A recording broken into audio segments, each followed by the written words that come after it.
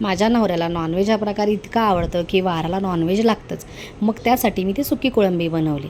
मस्त कोळंबी धुवून स्वच्छ करून लिंबू, हळद आणि मीठ टाकून थोडं मॅरिनेट करून बाजूला करून ठेवलं आणि तोपर्यंत इथे मी मसाला बनवून घेतला.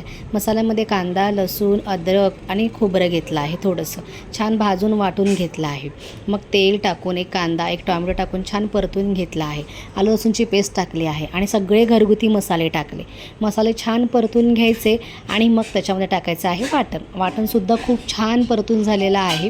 बघू शकता अशा प्रकारे थोडं तेल सुटलं पाहिजे आणि मग टाकायचं आहे मॅरिनेट केलेली कोळंबी. एक बटाटा टाकून घेतला आणि छान असा वाफेवर शिजवून घेतला आहे आणि मग मस्त अशा ज्वारीच्या भाकऱ्या, तवा पुलाव आणि मच्छी तळून घेतली आणि बघू शकता मस्त असा टिफिन रेडी झाला आहे.